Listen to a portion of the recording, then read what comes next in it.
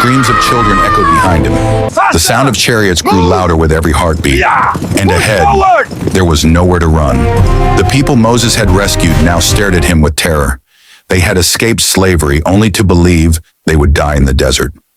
This was the moment everything could end, a moment of death or deliverance.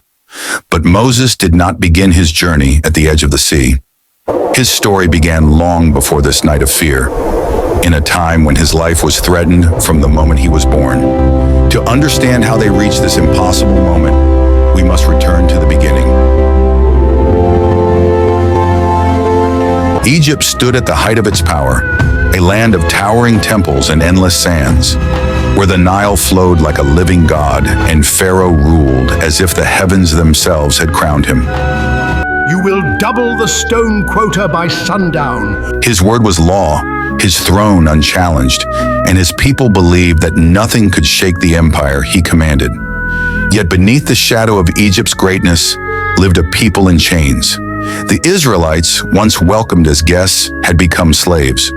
Their days were spent beneath the burning sun, shaping bricks from mud and straw. Work harder, you filth! Stop, please stop! Building cities that would never bear their names. Their nights were filled with exhaustion and quiet prayers whispered into the darkness. They cried out for freedom, but freedom felt like a forgotten dream. Pharaoh watched their numbers grow and fear crept into his heart. He saw not workers but a threat, and fear, when seated on a throne, quickly turns cruel. He gave an order meant to break the future of a people. Every Hebrew baby boy was to be cast into the Nile. The river that gave Egypt life would become an instrument of death. Mothers wept as soldiers marched through their streets, and hope seemed to drown beneath the water's surface. Yet even in the darkest commands of kings, a greater plan was quietly unfolding. One Hebrew woman, desperate but brave, hid her newborn son for as long as she could. When she could no longer protect him, she placed him into a small basket, sealing it carefully and lowering it into the river. She trusted the current with what she loved most.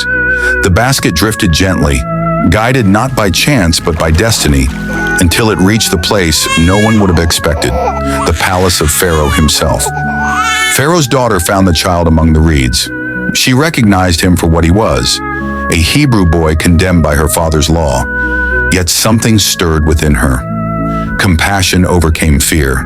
She lifted the child from the water and named him Moses, because he had been drawn out of the river. And so, within the walls of the palace, the future deliverer of Israel was raised as a prince of Egypt. Moses grew surrounded by luxury and power. He was taught the wisdom of Egypt, trained in leadership, and prepared for greatness. Yet no matter how fine his robes or how grand the halls he walked through, he knew he did not truly belong. The cries of the slaves echoed in his heart, and the truth of his identity burned quietly within him. One day that fire erupted. When Moses saw an Egyptian overseer beating a Hebrew slave, anger overtook him. In a moment that would change his life forever, Moses struck the Egyptian and killed him. He buried the body in the sand, hoping the secret would remain hidden. But secrets rarely stay buried. When Pharaoh learned what Moses had done, the prince became a traitor, and the palace became a place of death. Moses fled into the wilderness, leaving behind the only world he had ever known. The desert swallowed him, vast and unforgiving. And there Moses became a shepherd, living far from power, far from privilege, and far from the man he once believed he was meant to be. Years passed in silence. Days blended into nights, and ambition faded into humility. Moses tended sheep beneath endless skies, unaware that his time of waiting was shaping him for something far greater than a throne. Then one day, as he led his flock across the wilderness, he saw something impossible. A bush stood before him, engulfed in flames, yet it was not consumed. Fire danced among its branches without destroying it.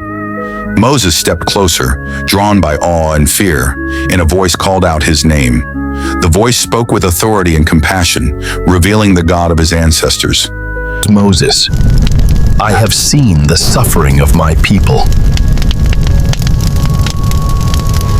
God told Moses that he had seen the suffering of his people, heard their cries, and remembered his promise. Moses was chosen to return to Egypt, not as a prince, but as a messenger. He would stand before Pharaoh and demand the freedom of the Israelites. Fear filled Moses' heart. He doubted his strength, his voice, and his worth. But God promised to be with him, to give him signs and to place power in his hand.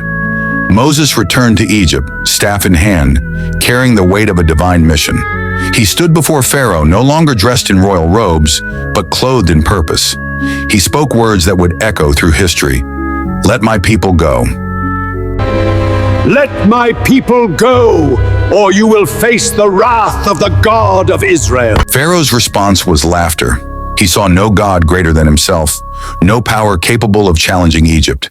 He refused, and with that refusal began a series of events that would shake the empire to its core.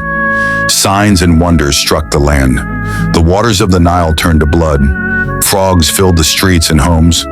Darkness covered Egypt like a living shadow. Each plague was a warning, each one a call to surrender. Yet Pharaoh's heart remained hardened. Pride blinded him, and stubbornness chained him tighter than any slave he had ever bound. Egypt suffered, but Pharaoh would not yield. At last came the final warning.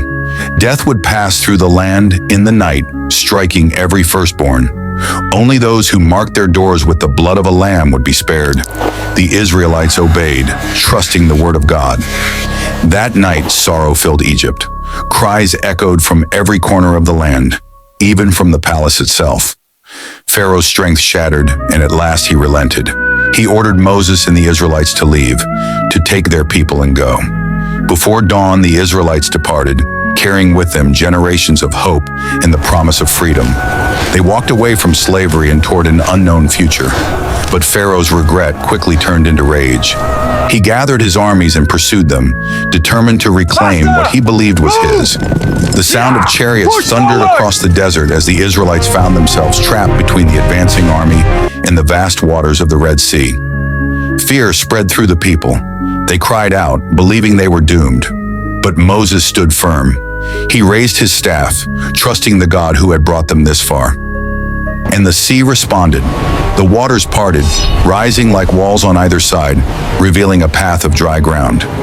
The Israelites crossed through the heart of the sea, step by trembling step, while the wind roared and the waters stood at attention. When Pharaoh's army followed, the path that had been opened closed once more. The waters crashed down, swallowing chariots and soldiers alike. Egypt's power vanished beneath the waves, and the threat that had haunted the Israelites for generations was gone. On the far shore, Moses and the people stood in silence, watching the sea settle as if nothing had happened. Chains were broken. Slavery was behind them. Freedom lay ahead. The journey was far from over, but they had witnessed something that would define them forever. When the way seemed impossible, God had made a way.